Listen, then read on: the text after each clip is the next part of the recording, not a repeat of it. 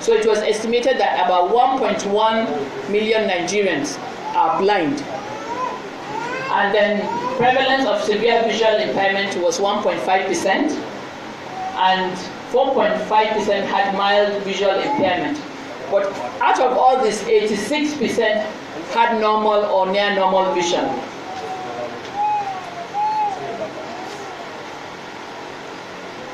And then they also estimated the prevalence of blindness among those who are aged. For those who are 50 years, 5.5%. As my previous slide, I told you that visual impairment increases with age. So those for 60 years was estimated to be 9.3, which is higher. And then from their results, it was found that the northeast zone of Nigeria had the highest number of prevalence of blindness. And this was due to the fact that they don't have enough personnel, like in other regions. They don't have enough ophthalmologists, and then access to eye care was difficult for majority of the people that lived there. And it was lowest in the southwest. It's good to know that out of the 600 plus ophthalmologists, I think about, I'm not sure, but at least about half are concentrated in the southwest region. So it's not surprising that they had the lowest prevalence of blindness in that area. And then it was found that, as I told you that in the previous slides, that 55% of the visual impairment was in women. Also for Nigeria, it was found that the prevalence of blindness was higher in females than males. And I think this is due to access and financing. Most women, not all the women are independent. They have to be supported by their husbands. So, what are the causes of visual impairment in Nigeria and blindness? Cataract. Globally, cataract. Nigeria, cataract.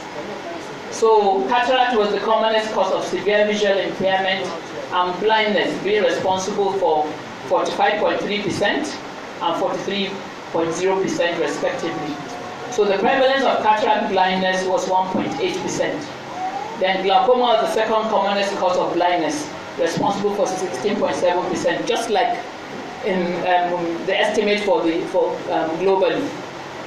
Then corneal scarring from all causes was responsible for 7.9% of blindness. 84% of the blindness was due to avoidable causes. You see how very high it is. So what's the burden? What does blindness do? You see, blindness can affect the education, especially for our children, because most of our education is 80% of it is done visually, isn't it?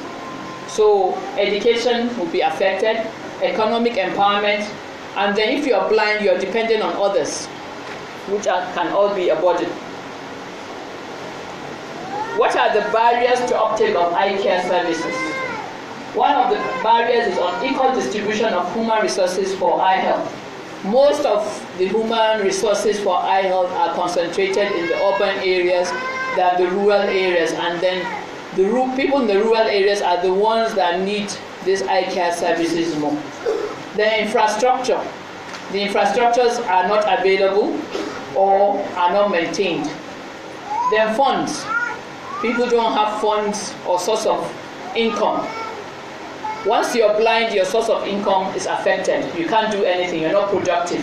So that can affect the uptake of eye care services. And some have beliefs that once you're old, you must have an eye problem which cannot be cured. They think it's to do with aging, and some think no, surgeries cannot be done to the eyes. Even in children, some don't believe that.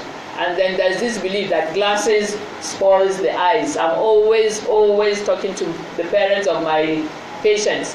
Allow your child to wear glasses, please. If you don't allow that child to wear glasses, the child will not do well in school. You always think he's not intelligent, whereas the child cannot see. The glasses does not spoil the eyes, please. If not, I would have been blind. Or the seamer would have been blind. Then, because we'll be using glasses for a long time. Then access to eye care. Some don't have access to eye care. As I said, most of us are in the urban areas. Very few are in the rural areas. So access to eye care is another barrier to uptake of eye care services. So how can we improve this? We will have to train personnel and try to do equal distribution of human resources for eye health, although it's going to be very difficult. We know what the situation is. It can be difficult, but let's try and do our best. Reach out to those in the communities that cannot afford to come here. Let's go to them. Then strengthening our healthcare system at all levels. That's at the primary level. If the primary level is good, people can access it. They can be referred easily. They don't have to follow a bureaucracy, and then they can easily know where they can go. Some patients complain is because when they go, they are being told to go here, go there, and in the end they spend so much money without any results. So, and at the secondary level too, we have so many general hospitals without eye care personnel, without doctors that can do cataract surgeries. At least in the secondary centers, cataract surgeries can be done. They don't have to wait to come to a big hospital like National Eye Center. Then improvement on the infrastructures, provision and maintenance of equipment, because you need highly specialized equipment for eye care. The microscope is very, very expensive. It's not maintained. An ophthalmologist cannot do much. You can't do a good cataract surgery without a good microscope. And these are expensive, especially now with the exchange rates. What was obtained 10 years ago, what was bought 10 years ago has doubled or tripled now. So we have to maintain our equipment. And this has to do with budgeting as well. And then health education and promotion. All the levels of health eye care personnel should do health promotion and health education. This is to create awareness, and then for the people to be aware on eye and how to take care of their eyes, and to present early. Then funding. Funding is still a problem, especially now we're in the recession. Some cannot afford cataract surgeries even at the cheapest available. They're always waiting for one local government chairman to sponsor, or an NGO to sponsor, or an individual. And then we need to improve access and create awareness. Create awareness through the media, through posters, and through communication. And then like events like this to create awareness. Then another way to improve is to integration of eye health into other programs. Like now it's being encouraged so that you can get children early. And most children are believed to go to school.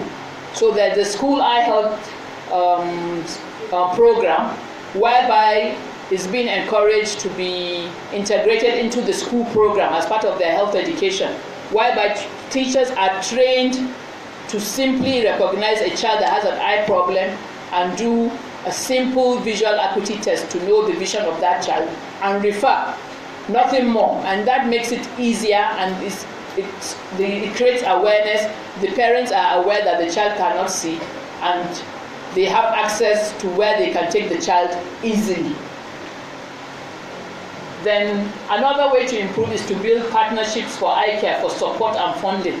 Just like the CMD said in his acting CMD said in his opening remark, that by getting support from the NGOs, from the government, from philanthropists, and some corporate organizations, if we have a good partnership, we can develop eye care very well.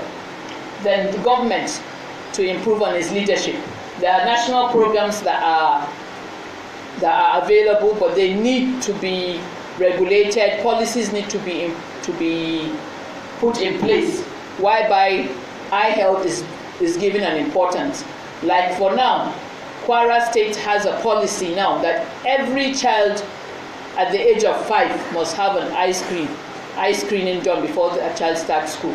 So if this policy can be put in Nigeria for the whole state, not just for Kwara State, I think it would be a good thing, whereby children are identified very early with visual impairment. And most of them, you find that it's just glasses that they need. Just glasses that they need. So this can be very, very, very important. Then advocacy. Advocacy is very, very important. This is to help the patients, to create awareness and get support from all the different levels. So how do you measure the progress? Normally the indicators used, there are other indicators, but the major ones that I'm going to highlight is on cataract surgical rate. I told you that up till now, unoperated cataract is still the cause of visual blindness, isn't it? The cataract surgical rate is the number of cataract surgeries done per million population. Presently, for Nigeria, is 300 per million, which is very, very low compared to other countries. Other countries are doing 1,000 per million or more. But Nigeria, despite the number of ophthalmologists we have, although our population is growing, but we still need to do more. And what we think there's underreporting, because quite a lot is being done, but there's underreporting because some of us don't document on our data. So we need to. So if the CSR goes up, it indicates that a lot of cataract surgeries are done, and the cases that have unoperable cataract will reduce. And then the cataract surgical coverage. This is normally used to assess the extent to which needs are met by cataract surgical services.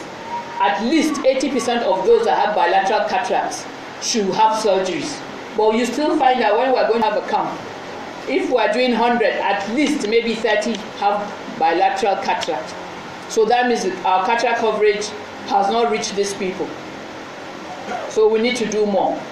And then the number of children screened in schools and provided spectacles, that's also another indicator that we're doing progress.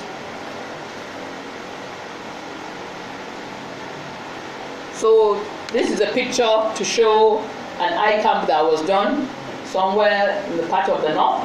You can see the women there waiting to have the bandages removed. These are the men, and that's myself examining a patient after removing the bandage. So National Eye Center, now we've talked about Nigeria, but National Eye Center, what are we trying to do now?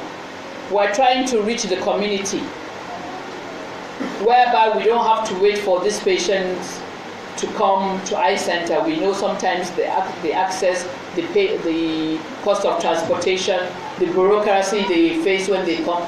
So we decided to just have like a community outreach in a local government not far from us here, where where National Eye Center is situated. That's Igabi local government. So we came together, did all the meetings and what we want to achieve. So we are now trying to provide, we're providing affordable and qualitative eye care services at the community level. The hospital we're using is the community we're using is Turunku, and even before now, Turunku has been a place where we go for our outreach. We do surgeries, but now we've strengthened that place. We go regularly. We've done about 80 cataract surgery at an affordable price and with good outcome, which we hope to continue and build up. And then we also hope to do other surgeries that we can, apart from cataract, if everything is put in place. And then we go to communities to do the screening. And as I said, we do cataract surgeries for the patients that we identify. Some we try to get support for them from the local government chairman or a Good Samaritan, or some NGOs. Some local NGOs are also supporting us to provide these services. Then we also provide spectacles at a very, very affordable price for those that have presbyopia.